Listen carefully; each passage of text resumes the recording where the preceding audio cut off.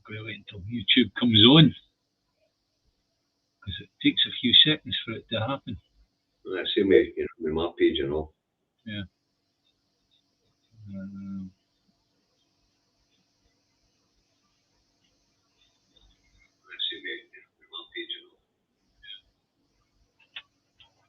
Here we go. That's fine. So we're on. Aye, we're on. Anyway, first one of the year, David. Happy New Year to everybody. Happy New Year, everybody. Even though we're halfway through the month. Just a wee point on that, right? You notice that certain places have got New Year at different times, like the Chinese New Year will happen a few months in, right? Okay. But so is Christmas. You notice that the other day there, we actually had the Orthodox Church Christmas Day. And that was like the fifth of January, right? So, and I wonder what it was. It must have been that all these churches chose different events, different festivals by the pagans to jump into to say, oh, this is when this was. That is a very interesting idea coming from a Christian, I have to say.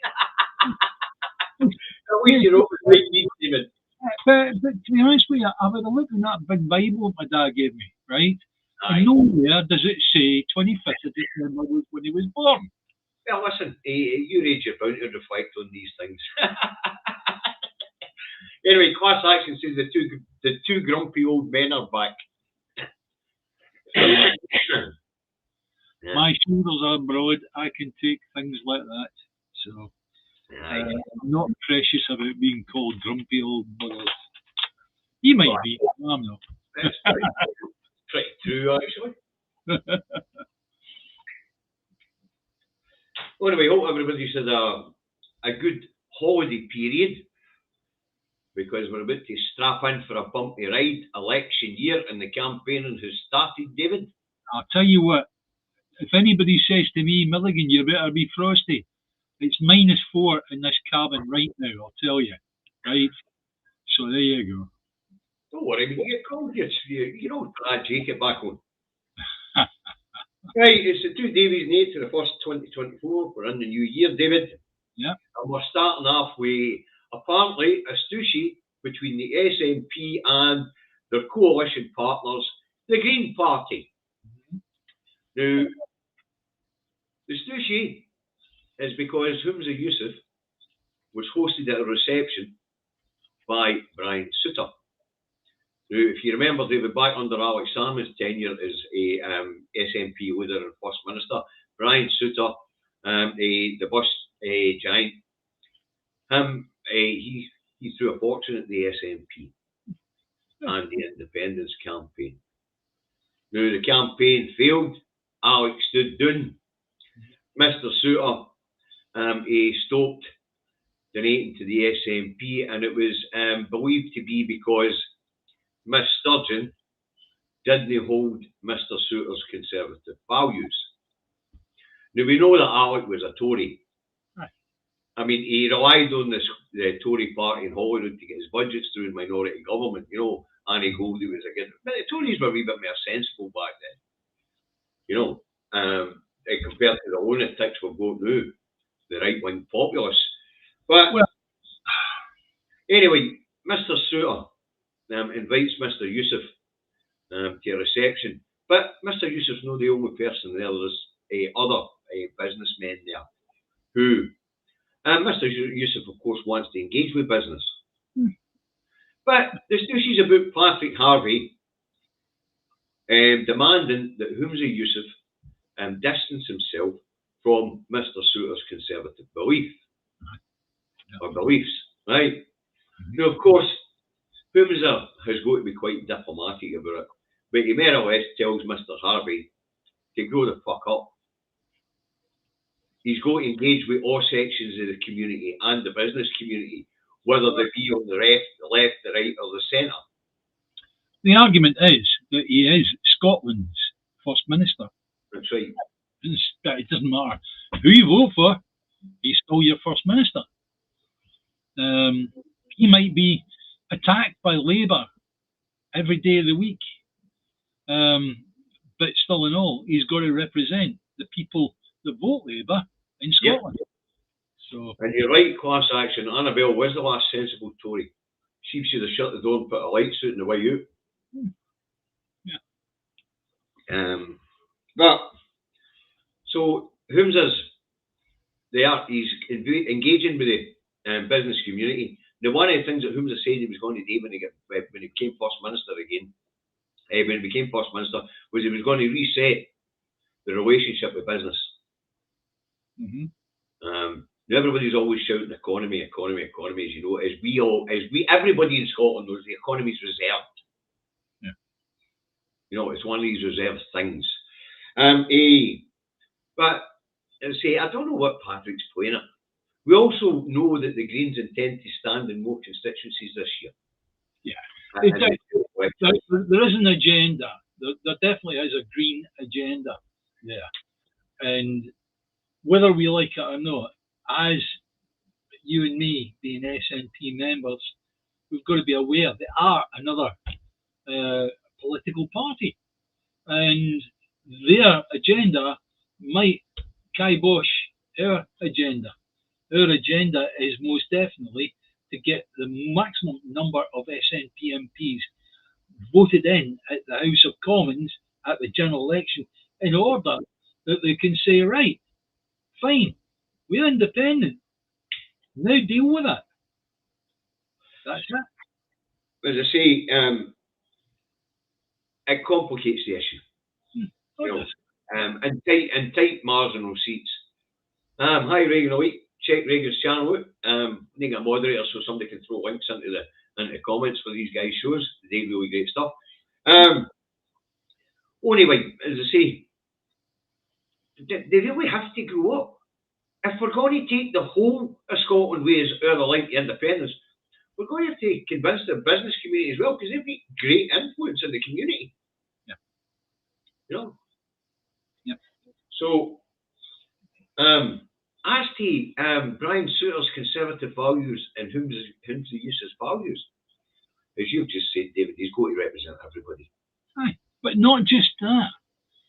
When you look at Scotland, the fact that, I read a meme the other day there saying that Scotland's got 35% of the natural resources of the UK.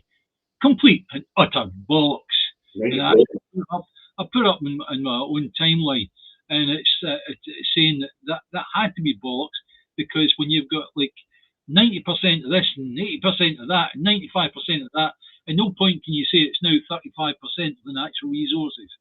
Go look it up. It's on my timeline, right? And these people that might be Tories, might be business owners. If they are true business owners, if they're true entrepreneurs, they want Scotland to be independent, because they know fine well what can be done with the resources of Scotland. Yeah, say this class action. Absolutely say this. He's looking forward to the GE. This is going to be the dirtiest in history, and the UK has a dirty history. That's very true. But we'll get a wee bit more of the GE when we get to Starmer. But right now, our second story of the day, David, because we can just move on for that nonsense with Patrick Harvey. And by the way, it's not really a spat between the SNP and the Greens. It's just something the press has conjured up. Well, but still in all, they are two separate parties, so they can have two separate agendas. Yeah. So, and where the vision comes together, like on the green economy and the circular economy, then they can work together. Yeah. Right, let's move on to our second subject, David. This one's a cracker. You see it, you'll get it wrong. It's Operation Branch Form. Well, that's what I've got wrote down. You got it down, right? Okay. Right, anyway, Operation Branch Form hits stage 3. Now, as we know, let me go through the stages for the people. Yeah, I want you to do that, because you did that. We discussed this last night, and you went through the stages really, really well. So take your time and explain to them what the stages are, okay? Right, we're on stage 3, folks. And let's talk about the earlier stages and their failures. Now, the first stage was when a complaint was made that the SNP and there was £600,000 missing for the SNP's books. I kept telling him I've got it. Anyway, didn't matter. Aye, and you and I had a copy of the record, I had a copy of the books, of course. But turns out the money was there, and it had been spent on to the general 2021 election, I think it was, here in Scotland, because the Supreme Court had ruled it couldn't be used for the purpose it was raised. Okay, so they hadn't broken any rules. So Operation Branchflower then went into stage 2, where the stupid idea came up that the SNP had embezzled its members and that they'd raised the money under false pretences. But they hadn't. All that had happened was the purpose it was raised for was put to one side by the Supreme Court, and the PEFFER rules didn't say anything about no being then able to use that money for other projects. The other project, of course, was advancing independence and winning the 2021 Scottish election. But as these two stages have failed, we are now on stage 3. And now we're at the ridiculous, folks. Okay, before I explain to you what stage 3 is, let me state the rules here for political parties. Loans and donations under £7,500 short term, don't have to be declared. Okay, that's them's the rules. Now, what the SNP are accused of is taking 2 short-term loans of £7,500 from the SNP Chief Executive, Peter Murrell, in 2018. Okay. Now, technically, what the SNP did was take a £7,500 loan, pay it back within 2 days, take a £7,500 loan, pay it back within 2 weeks. Now, what is being suggested has been done wrong here is because it was 15,000 in 1 year, the SNP should have reported it. The SNP have now put their hands up and said, well, maybe you're right there. But technically, this is what the Electoral Commission says. And the rules on raising funds say. But I seen it was 2 loans in the 1 year in April 2018. They put their hands up and said, well, maybe we've misinterpreted the rules here. Maybe you need to clear the rules up. So the Electoral Commission's accepted it. But apparently now the police are looking into it. Yeah. It's just went from outrageous to stupid to ridiculous. And as we know, it's just there to drag this story on towards the SNP. Now, why was this story in the press towards the end of last week? Poll at the end of the last week shows the gap between the SNP and Labour growing again.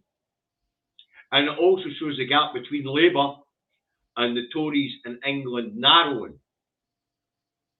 as we knew it was going. Yeah. So the idea is to make sure that the SNP have got the fewest votes possible. Yep. There you go. But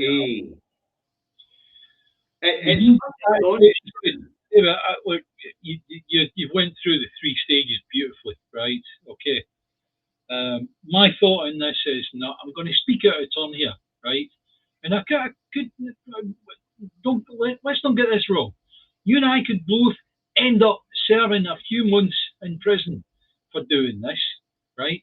But what I'm going to say is that Operation Branchform should be torn down, and the people that brought it into existence should now be investigated to sort out what they were actually after. We know it was political, but we know fine well also that these people acted in a very, very political manner when it was a police investigation. The whole idea of the forensic tent in front of Nicola Sturgeon shown off to the world with police officers walking about with blooming shovels looking as if they were going to dig up fucking bodies, that was nothing more than a political ploy And I don't know if any of you noticed, it was certainly noticed by our old friend Harry, that we sometimes speak to on Indie 2 Cafe, was that the police officers involved didn't have any badge numbers. I wonder why that was. Aye. As I say, but it is new. It's went from mental to silly, new and ridiculous. Yes. And the thing is, what we need to do is we need to put pressure onto the SNP leadership to now start attacking back, to take the Crown Office to task over this and get the actual branch form nonsense put in trash can number 13. They wouldn't be able to do that, David. But what could happen is members of the public could start flooding the Procurator's Fiscal's office with requests for information on why this is taking so long. No details of the inquiry, because that's what we're not allowed to talk about. Right. But information about why this is taking so long. Yeah. And maybe the other question should be, what exactly is it you're looking for? Yes. That's the important question. And that's the question they will not be able to answer without embarrassing themselves politically. But as I say, it is going to the ridiculous now. Yeah. Thanks, really Mark. Thank you. Thanks, you. We'll just keep a watching brief on this. Yeah, well, no, I've had enough of watching briefs. Seriously, I'm now at the stage where branch form needs to be taken apart bit by bit, and the reason I'm saying take it apart bit by bit is because we as SNP members, we've got a lot of repair to do. There's people that it doesn't matter what's shown on TV and it's now being stood down off Operation Branch Form. People will still go, but there's no smoke without fire, right? And it's for those people that we need to have branch form taken apart bit by bit and attacked properly. Right, Rain Blaze is asking why Miss Sturgeon isn't kicking up a fuss about this, because she can. She's one of the people being investigated. Right, yes. But as I say, we can't ask for information.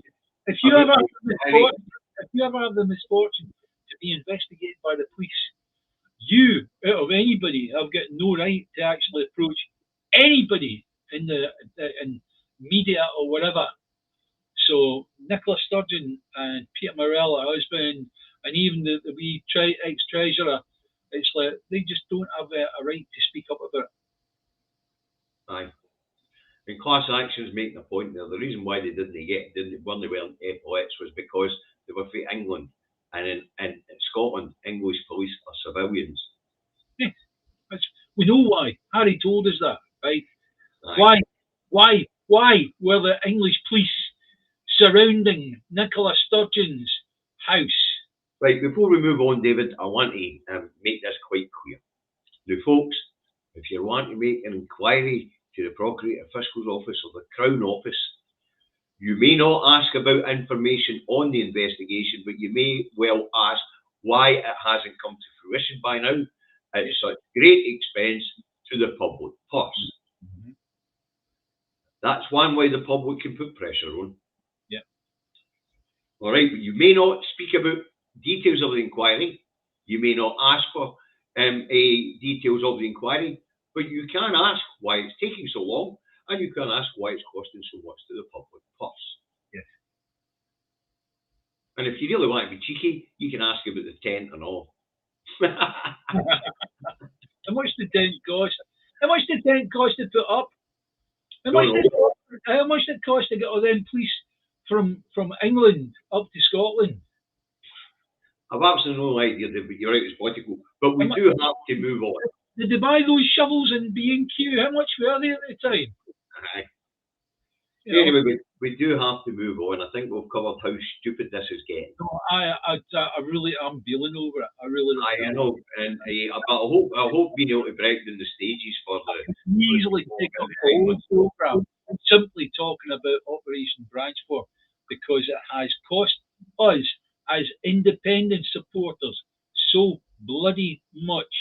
Aye, David, we're not going to give airtime to that. David, wait, we're not going to give airtime to that because that is their objective. Right, but I hope that how we've explained that how we've broken down the stages that this investigation went through helps the people watching out with Scotland to understand how stupid this is, how ridiculous this is getting. This is 1.5 million quid looking for something that's never been missing. Yeah. And then making crap up as you go along and keep the story spun. Yeah. It is the stupidest thing, and it's the worst form of propaganda and state interference because it is the Crown Office. And it is a direct attack on a political party, a democratic institution of this country.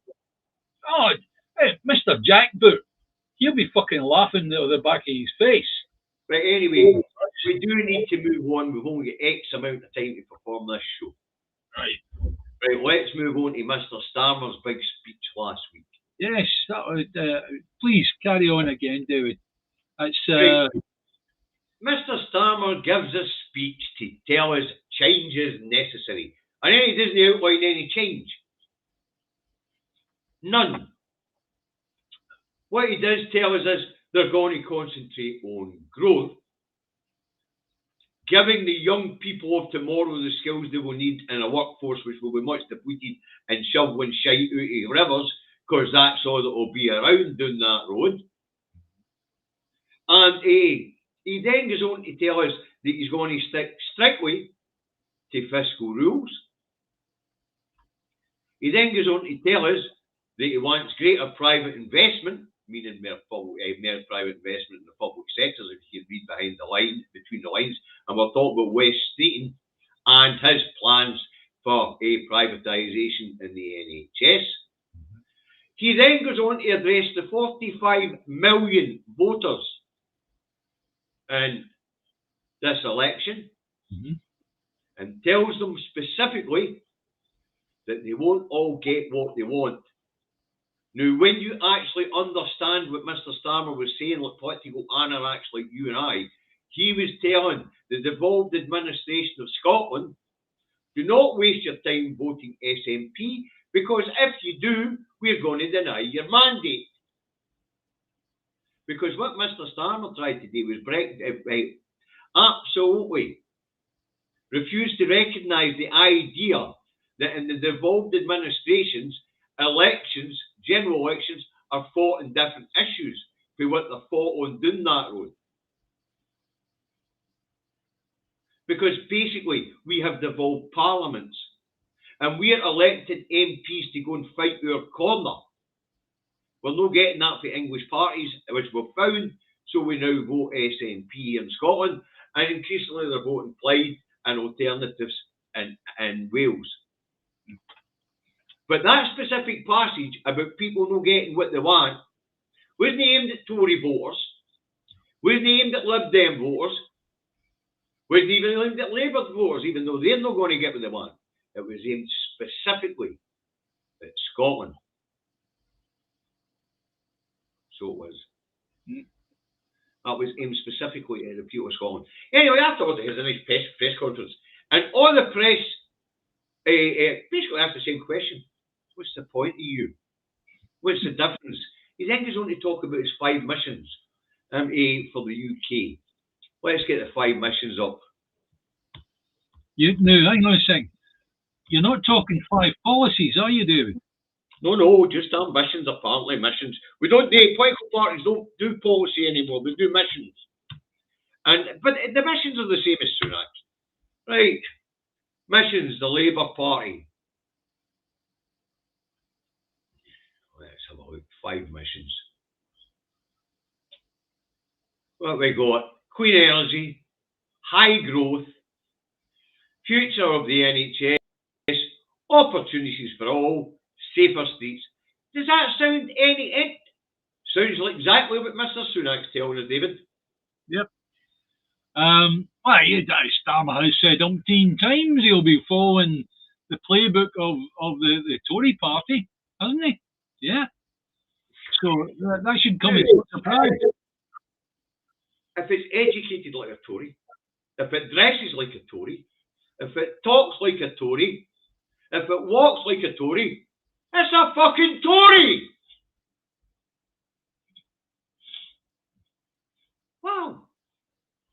But of course, no, what happens now is populism has infiltrated all the political parties down that road except for the Greens. And what we have is just another button that hasn't got a scooby. Within those missions, there is no detail on how they're to be achieved. None. It's 28 billion. Let's get through them. Hang on. Let's get through them. Clean energy. It's 28 billion. Well, he's backed half in that. Highest growth in the G7. How are you going to grow this market? There's nowhere to grow to. The Far East and the Pacific Rim, they don't want ends we've got. We only produce luxury goods here. No, we're going to build. No, we're going to build submarines in Australia. What about that? Oh, that sounds like a plan. Highest growth in the G7. Nurse! Starmer's up his meds and his head. There's nowhere to grow the market to. And as everybody in the internal market of the UK's fucking skint, the internal market's shrinking. What's next is silliness. Future of NHS. Well, the headline aim is vague. Oh, they're a surprise. Starmer has been more specific recently about what he hopes to achieve in the NHS, including ambulance arriving within 7 minutes for cardiac arrest and a meeting 4-hour A&E waiting times and a high GP satisfaction ratings. Huge questions remain over funding levels. Well, you know, the idea is to outsource it. There's GP practices down that road, which are owned by American chains. And Virgin Healthcare. Yeah. Yeah, Virgin Healthcare. I haven't had a look recently, but I'll bet you the biggest shareholding in Virgin Healthcare is American anyway. Yeah. So his next one, opportunity for all. Starmer's most recent speech focuses on this mission, which encompasses education, the aim to increase good development at the end of reception education. At the end of reception and increased numbers of school leavers going into work. And a shrinking market where the workforce is predicted to be has shrunk by 250,000 people by this summer of this year, according to the economists at the Bank of England. What's he talking about? A study or apprenticeships to give them the skills they'll need for picking the vegetables and filtering the shite out the rivers. It will abolish private school tax breaks to pay for teachers and end non-dom status to fund primary breakfast clubs. Well, at least he said he was going to fund a couple of things there. Safer streets. Labour said it wants to halve knife crime, halve violence against women and girls, increase the rate of solving crimes, and restore confidence in the police. Yeah, again, that's targeted at England because England has a bad problem with violent crimes going on. Scotland has cooled down as far as that's concerned over the last 20, 25 years. Yeah? I know you have covered enough of West Streets to know what cares about the NHS in England. As I say, but when you look through the 5 pledges or 5 missions, there is no details, no costings, no nothing. There's no even policy. Yeah. And because there's no policy, the electorate can't hold them responsible for it. They're just missions or ambitions. Yeah. You know. The difficulty is, how on earth do you possibly put that down on a manifesto? Because a manifesto is, another word for it is, our promise. Yes. You're Mr. Voter or Mrs. Voter. Yes. So, therefore, if that's his mission, how does that equate to that's his promise? It doesn't make any sense, does it? Yeah. And Rishi Sunak is going to come away with the same tosh as well. You know, at the end of the day, from my way of looking at this, And I sit and watch the UK and the USA as being two arses of the same cheek in the same way as Labour and Tory are two arses of the same cheek. Right, You get in the US where your choice is fucking Trump or Genocide Joe, right? What kind of choice is that? In the UK, you've got the choice of blooming Zionist blooming Starmer or Zionist blooming Sunak, because it seems like India are definitely pro-Israel, right? So what's the choice there for the people in England? There is no choice. And who the hell would want to vote for Lib Dem now after the story coming out about the Royal Mail and what Ed Davies had to do with that? Oh my goodness me, what he's got to face that politically. So you've got now Labour, Tory, and Lib Dem that you can't vote for. Not possible. Well, they can vote for them, but there's no point. Yeah, there's no point to it whatsoever, right? So who are you going to vote for? Yeah, you can vote for the communists. They'll be running somebody somewhere, right? There's always a Greens, David, we can always live in hope. Yeah, you vote for the Socialist Party. They'll be running a couple of people, right? I've got an idea. Vote SNP. Let's get as many SNP MPs as No we point in that stuff. in the Commons. England's no their business. Oh, no. England's business. Not talking about England. Not talking about England. Talking about Scotland. Aye, but you're talking standing SNP candidates in England. England's no their business. Let's leave them here. Aye. Yeah. As far as I'm concerned, that is England's business. Anyway, right. So we've done that to fucking death. Right. Let's drag ourselves now on to Steve Bartley. Now, what was he up to? Oh, hi, Jane. This was the best one of the week, by the way. Tuesday. I did a wee short on this one, David. If you're a farmer, put your hand over your ears and go la la la la la la. Okay, so just so you know. Anyway, a bit of legislation going through the Commons. If anybody wants to know about it, it's actually on my Facebook timeline. I did put it in the comments of the short. And we get the introduction of this new bill. Now, you're only getting the introduction of it, so it's telling you about the sweeties. You know, we're going to give farmers X amount to leave their land lying fallow and all the other conservation areas, you know. And if you leave wetlands for wildlife, if you leave forestry for wildlife, if you create environments for, say, breeding pairs of larks and things like that, we'll give you money. I mean, right? No, but you can imagine the attraction of that. It's like you imagine it being a public service broadcast. Now, if you're a farmer, instead of getting up at 4 o'clock in the morning or before that to go and do this or that, have a sleep in. Allow the weeds to grow. Allow the wildlife to take over your land. Great, isn't it? However, over to you. Go on. Anyway, he gets to the end of telling them about the sweeties they're going to get. He's talking to farmers in Oxford, by the way. And then he tells them that he's also going to protect their markets by giving them a better country of origin labelling and ensure that the market knows that their products are better than the crap he's about to allow flood in for everywhere else in the world. Because when the checks come in January, end of January, there's not going to be much coming in for the EU. Right? So what he's basically telling them is, we'll give you some money to keep your land fallow because you're not going to be able to sell anything you grow. Because as the people get poorer and this cheap crap comes in and goes on the market as cheap crap, people with no money, people who can't afford to buy a well-produced product which is produced here on these islands or in Europe, you're buying that cheap crap. You go for something, you pay your children's belly.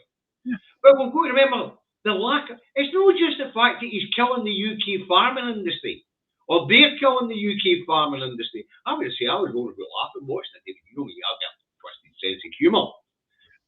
There are further implications for the population. First, there's no real quality or standards in how this stuff's produced, and that will eventually hit the health of the population across these islands. adding more health pressures further down the line. These people know it, but they're going to do it anyway because of the arse they made of leaving the EU. Now, Well, these just stop you there for a second, right? What he's talking about is any products whatsoever, yeah, to come in and take on the farmers, right? He's not talking about milk because you can't get milk all the way from Australia to the UK, apart from that it's like oat milk or soya milk, right? So you're talking about meat products. Meat products are animals that can be injected with growth hormones and all those sort of things, Yep. which we still don't know. The scientific community are out on that.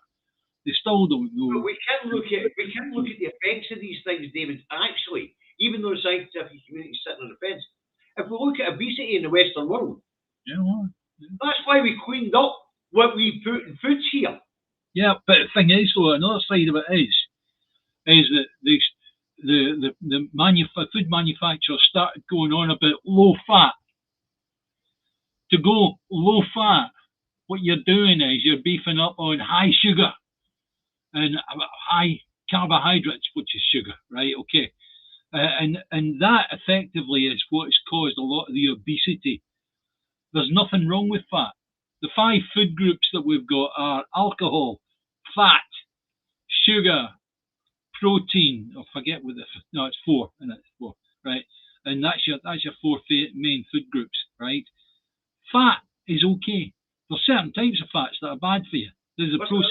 I don't want to break it down into that, but what I want to talk about is what this Steve Bartlett was telling these farmers. Yeah. It was hilarious. Yeah. He was basically telling food producers here in the UK, by the way, if it's not 100% produced here in the UK, and that goes your ingredients, and it was warning retailers and frozen food outlets, don't you dare put UK branding on it. So basically, only fruits, vegetables, and meat products produced here will be protected. That's all. Anything that then goes through a processor that adds ingredients from out with the UK will not be entitled to that standard branding. Now, under the new legislation, European goods apparently already meet the standards. So they won't be subject to any less prominence than UK farmers. So basically the market's about to be flooded and decimated by crap from the Pacific Rim, and the farmers are going to get out of business. Yeah. As I say, and there he's standing there talking about sweeties for leaving your land fallow. Right, there's the scary bit for me on that is, right, here we are in the west of Scotland. I'm sitting here in the west of Scotland, right? What used to be all the way down the Clyde with shipbuilders, right? Now we've got Ferguson's that have come back into being, right? And there's been you can't say any other. There's been a couple of fuck ups on that, right? And I don't care where you stand, that still in all, them 2 ships are still no produced, they're still no sailing, right? So we've let go our shipbuilding capability, and getting it back is costing us an arm and a leg. See, if we let go our farming communities, you'll no get them back. All of that knowledge, all that experience is gone. The Clyde, David. Let's talk about the Clyde Valley a wee bit, right? Now let's go back to the 70s. Now, you had the industry at the top, which was polluting the river, which wasn't that great, but we've got better ways of doing industry now. Yeah. But if you come further back into Lanarkshire, it was basically fruit and veg. You know, all the way along it was orchards and greenhouses that produced tomatoes and other vegetables. Right. Now there's nothing. Yeah. And Brexit did the same thing. Heightened electricity costs did the same thing in Kent. They couldn't afford to run their whole houses, so they shut them all down. Yeah. You know, so we then became more and more reliant on foods from elsewhere. Yes. And if you become reliant on foods from elsewhere, then you're allowing the man in Westminster to fucking control how that food comes in and how fast it comes in, and whether you get any on your fucking table. But more importantly, you can control where it goes. So when the fresh stuff gets across that channel, it's not going any further than the southeast. Correct. Not going any, and by the way, I spoke about how this is going to affect medicines and all. That's about to happen to you. It's already been happening. Yeah. But it's about to get worse. Yes, there's already 2 of my drugs now that I cannot get for love nor money because of the Brexit problem regarding drugs. But as I said, to watch the man was quite funny. Anyway, the following day we get the farmer's reaction. And I'll tell you what, it didn't go doing well. It did not go doing well. Farmers no stupid. They knew exactly what he was telling them. You mean they didn't fancy not having to get up at 4 o'clock in the morning? I'm only kidding. So that was the script. It was Barclay's speech last week to farmers. And the farmers' reaction, if you want to know about it, if you're on Facebook, scroll down my timeline. If you can't get it in my timeline, you just go and use your search engine. You'll get the farmers' reaction to it. Okay. Right, let's move on. Okay. The BBC on Thursday night. No, it's that. I know what it was. Hang on a second. I am a lineman for the county. That's Glenn Campbell, isn't it? No, it was something like that anyway. Anyway, so on the political show, I read about it on Friday morning.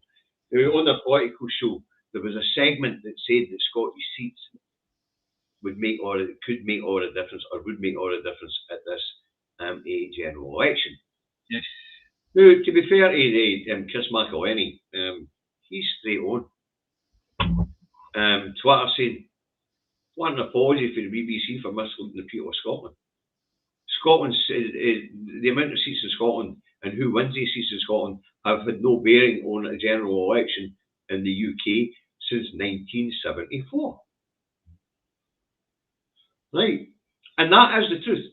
For the BBC to mislead the people of Scotland, say your vote's important in the UK general election, to decide whether Labour or Tory get into power down that road, that's a bag of crap. But I thought, this is interesting, so let's do the research, David. And as you know, I'm a bit of a nerd. So, Scotland hasn't voted Tory since 1955. Right? Mm-hmm. So, and the Tories have been in power. That's 69 years, by the way, folks. Mm-hmm. And the Tories have been in power for 50 years of these 69 years. Mm-hmm. So, if we haven't voted Tory, but the Tories have been in power for 50 of the 69 years since we stopped voting Tory in 1955, Scottish seats obviously don't matter a jot in the UK general election. It's called the democratic deficit. But anyway, I thought, is this true? So I went and had a look. Anyway, the Tories won the election in 1955. The Scottish population voted Labour. All right. And the Tories stayed in power from 1955 to 1964.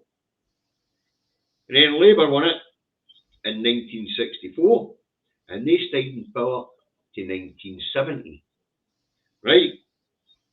The Tories won in 1970 under Heath.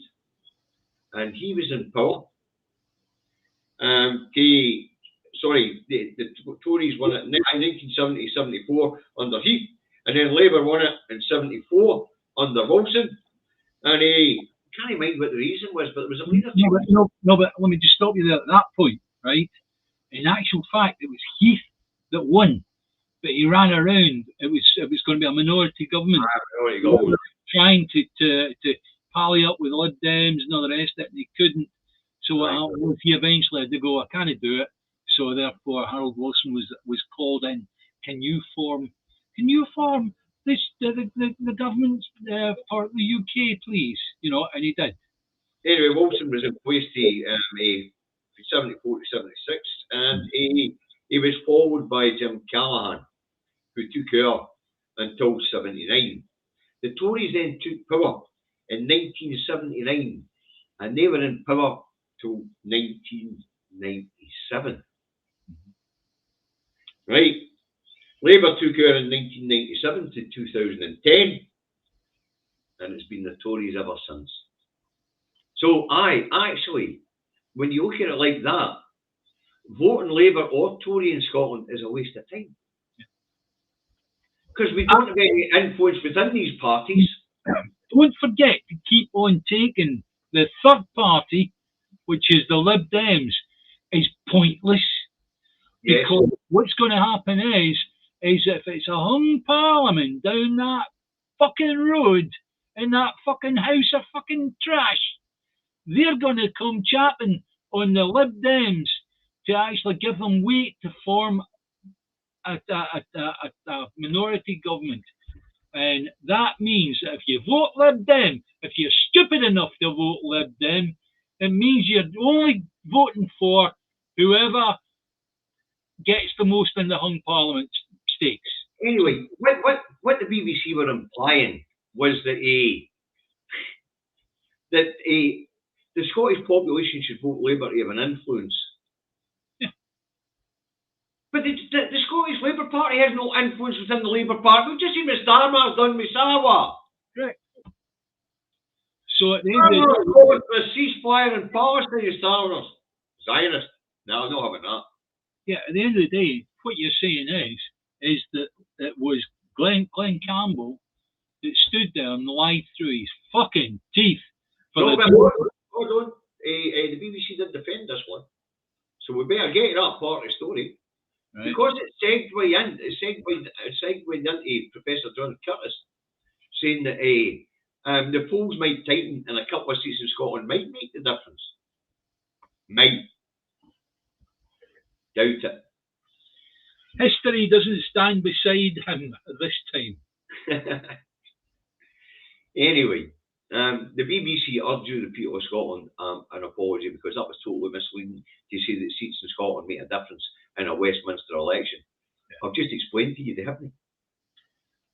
Where the Commons, the House of Commons election, the general election as it's actually called, will make a difference to us is if we can gerrymander Scottish independence from a plebiscite election. Why not, guys? Why not? Anyway, what's interesting about all that information I just read out, there was only one of those general elections where Scottish seats made a difference, and that was in the Labour minority government of 74. Yeah, that's right. So one time in 69 years has Scottish seats made a difference in a Westminster election. Only once. Yeah. Nuts. Yeah. But as I say, voting for the homogeneity down that road won't make a difference for Scotland. If you want a difference for Scotland within the Union or out with the Union, then you vote for anybody except for Labour, Tories and Lib Dems. And that will leave you the Greens and the SNP. Yep. So, it was a lie perpetrated on the people of Scotland by the BBC deliberately. You can tell it's an election year. Next one, David, is also criticism of the BBC. Mm-hmm. Yeah. As you know, David, I have a great interest in these things. I've written down further BBC bollocks. Nonsense and bollocks. Children at risk. Yes. Now, this one's a cracker, folks. Right? I mean, it is an absolute cracker. Now, we're about to have the second reading of the... where are we? Children's Panel. No, we're going to have the second reading of a... what's the name of the bill? I forget now. Can I read me right here?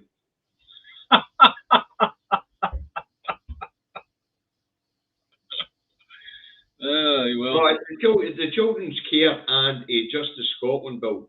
Now, it's about to get its second reading. The BBC spun a bad story out of this, right? Where you get this?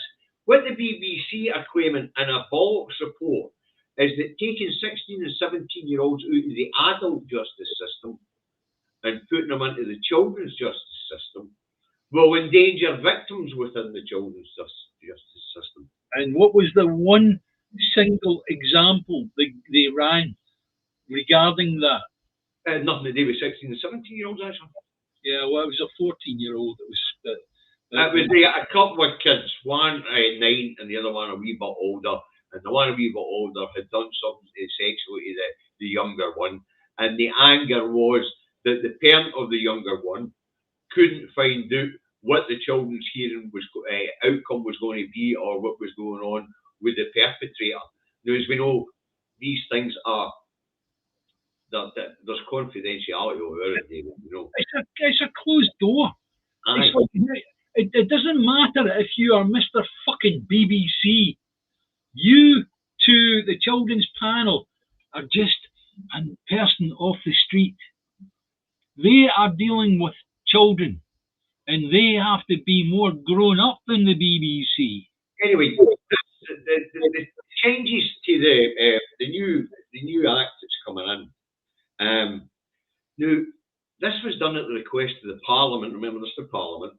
This isn't just the sitting government. This was done at the request of the Parliament. And they appointed a ex-sheriff, David Mackey, and a panel of experts made up of social workers and care experienced young people. Yeah. And they've had a look at this, and they've went, well, obviously 16 and 17-year-olds are still children. Even though we've only recently raised the age of adult responsibility 12, 16 to 17-year-olds are still children. So in order to try and reduce reoffending, in other words, at 16, send them into a prison where they won't be hardened criminals, get them into the children's panel system, find out what the faults are in their life, and try and fix it. Yeah. And because that's the objective of the children's panel. That's grown up. That is the way it should be. This is important. The power to prosecute a 16 or 17-year-old in the adult system remains with the Lord Advocate because of potentially really serious offences. Yep. Makes good sense. Mm-hmm. But otherwise, treat them in the children's panel system. Now, the idea as well is to professionalise the people who work in the system. Yep. Now, the system's been stoating along since 1960 with no changes to it. And of course, the laws have become more complicated and things like that. And the welfare of the child, whether it be the victim or the perpetrator, must be put first by the children's hearings. And that comes to either dishing out penalties, meaning going to an approved school or something like that, or trying to sort it out in the community, find out what the problems are that led to your behaviour being what it is. Now, that's the whole point. Yeah. You have to take it. I think the point is that the grown-up children's panel is having a bit of a re-look at what's happening, what the changing attitudes are and all the rest of it, right? And making sensible interventions into children's lives before they enter the prison community. Yep. Just good fucking sense. Yes. Can I suggest something here? We've got a couple of items still to put in before the last one. It's now 5 to 3. I think we should push into the last item, which you know which is. All right. No, I'm getting in a hurry, aye. Yeah. I know it's cold in that cabin. Anyways, I say this will be the first update, and that they're talking about professionalise the service, which will improve victims' experiences and help perpetrators before they make it into the adult system and become hardened criminals. One would hope. So it's not a daft idea.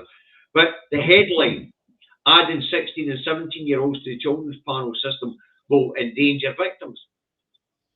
Yeah, well, that's just the BBC not very grown up about the whole situation. And it's purely simply because they're just looking to attack the Scottish Government under any circumstances they possibly can. Aye. So we'll skip Slab and the health boards. Yep. We'll skip Sunak, Yep. facing a couple of by-elections. Yep. And we'll skip Joanne Cherry's to float a private member's bill. I find my Split point. the Lord Advocates of Scotland's rules. And Tam, I've seen a question besides Side TV, Tam, saying that would they make of Tommy Shepherd's comments that if they lose the election, then they'll drop independence. No, they'll just go to existence in Tam. Yeah, that's it. Benito finito. No more SNP. What was that? That'll be the end of the independence movement. Yeah. For at least 30 to 50 to 70 years. Huh. So that should incentivise people to get out and vote. Yeah. And if you are a member of the Alba Party, which your good friend, SITV Tam, is, then you should be looking at that and thinking, okay, if there isn't an SNP to make it happen, are the Alba Party going to do it? I would look at it and I would say, unfortunately, no. Okay, well, can the Salva not do it? And I would look at it yet again, I would say, practically, no. Because they're looking to do it through legal means, and it would take decades. You know, this idea that you can gain independence by legal means, it's like, no, you're still going to have to get the blooming ballot boxes out of cupboards, right? So there you go. All right. Right, can we go on and just discuss something that came up the other day there, right? Right. Something that we're both on to, we both want independence with all our hearts and all our minds and all our souls. However, at the moment, the big deal at the moment is that we've got 1.3 million people that don't have a house, a roof over their heads, or the roof has hit their heads, or they're all dead. And the last one country has managed to actually push through an action on the International Court of Justice against Israel for the genocide taking place in Gaza. And we'd just like to actually highlight this, the fact that the court case begins on the 11th of January at The Hague on the International Court of Justice. So, anything you want to say about it, David? About time. Yeah, correct. We now know that Turkey have thrown the hat in the ring. Who else, David? Who else has thrown the hat in the ring? 27 others. I can't write them off the top of my head. Yeah. But what's shameful in there is that America and the UK and many of the European states aren't backing this call by South Africa. And for one thing we have learned is that from this case is, and who's supporting it and who's no, is it's not just people that are dying in Palestine. It's the idea of Western humanity and democracy that's dying in Palestine. Yes, absolutely. And when South Africa win this case, and they will, when they win this case, then the populations of the UK and America and many European states will be guilty and complicit in that genocide. Now, this is another reason for needing independence, because the Scottish people stand united against the behaviour which is being played out in front of us, even though we have a biased media. And I'm not saying that. There's been a study done now that says we have a biased media who dehumanise and are racist against the Palestinian people. Now, Owen Jones did a breakdown in his excellent broadcast on YouTube. You'll be able to find it, folks. He's also had on a couple of international lawyers, one of them who's even dealt with a genocide case, and they think South Africa's case is rock solid. Yeah. And I've seen the 83-page deposition they've put into the International Court of Justice, and it's pretty grim. I can't say I've read it all, but it is grim. I think I did a post of my own regarding this, and it's regarding the charges that are going against them, against Israel, right? And is the fact the language and words are important at this time. One, you've got ethnic cleansing that's often used by Hamza Yusuf, right? He mentions ethnic cleansing. It's yet is the mass expulsion or killing of members of one ethnic or religious group in an area by those of another, right? That's why he uses that, right? Genocide, which everybody seems to push towards, it is a deliberate killing of a large number of people from a particular nation or ethnic group with the aim of destroying that nation or group. Now, you could actually say that if Hamas, if it's found that they did do something on the 7th of October, which is now coming into question a wee bit, right, then it could be said that they were attempting genocide. You don't actually have to kill somebody to perform genocide. You just have to do something that makes them move out of that area, that region, that piece of land, right? However, genocide applies to Gaza. When you're moving,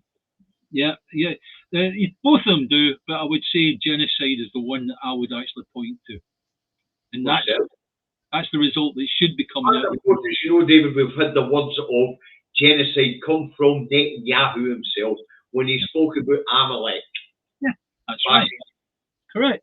The Hebrew Bible, in the Bible, or Hebrew Bible, whatever it is, where God tells them to go forth and smite all. Men, women, children, sucklings, ox and ass. Yeah. He tells them to go out and slaughter everything. Yep. Now, that is the language of genocide. Yeah, but the thing is, though, that's because all they're doing is looking at an Old Testament type Bible, right? And no, it was an order to the Israeli army, actually. Yeah, but what I'm saying is the Amalek thing is it comes from an Old Testament type Bible situation. The Bible has both got the Old Testament and the New Testament. The God of the Old Testament caused the flood and all the rest of it, right? And whereas New Testament is like where Jesus Christ came in and all the rest of it, right? But the most important thing is it became the Bible of you dealing with people's sins, all that sort of thing, right? So here endeth the lesson as far as that's concerned. Netanyahu is a nutter, and he needs to be nuttered off this planet. Simple as that. Now, David, you've got to be very careful. Yeah. You've got to be very careful what you say. Billy's made a decent comment again, and as I say, it's not very often he makes one. He's saying that Scotland's been the longest genocide in history. Well, Billy, I want to educate you a wee bit here. Actually, for the last 300 years, it's not just been the Scottish people. There's been the Irish people, the Welsh people, and the English people.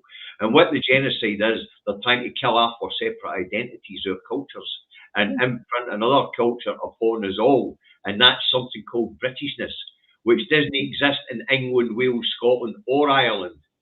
North or south. So you're almost right with a long genocide, Billy, but it doesn't just apply to Scotland. It applies to us all. Now, I heard, I watched something on YouTube which was very interesting. And this was Joanna Lumley. And she was doing something on the kings of England. Mm-hmm. And she started off with James I of England. And I thought, this is how arrogant and stupid these people are. It was James I of Scotland. Sorry, James VI of Scotland. It might be the first of England, but actually, he wasn't England's king first. He was Scotland's king first. So when she was doing her history, she should have put it James VI of Scotland and the first of England. But no. Similarly, we had Queen Elizabeth II of England, which should have been Queen Elizabeth I of Scotland. Simple as that. You know. So anyway. We're now well over time, and we're hoping to pick up a lot of these things that we missed today on Thursday. It gives these stories a bit more time to run. That's a good point. So if you liked us, please hit the like button, and if you haven't subscribed to us, please subscribe, because it does affect the algorithm, it does affect how much extra money goes into the bank account from Google in terms of advertising. So therefore, we get the chance of putting a bit more money towards the food banks. If I haven't said this to us before, have a good new year, right? It's going to be a difficult year. I know it is, right? That's why I'm saying have a good new year, because I know it's no fucking gonna be. Well, Anyway, class action says, but as class action says for political nerds like us, David, and we've watched many, many general elections now, and many Scottish elections now, this is going to be the dirtiest. So for us, it should be fun, even if we're sitting where hobbles freezing with a bit of coal to eat. And on that cheerful note, we'll see you on Thursday, folks. 4 o'clock, our usual slot. Share across your social media. Have a nice day. Bye, Davey. Bye, guys. Bye, Davey. Oh, I forgot that. Only one thing left to say. Bye, Davey.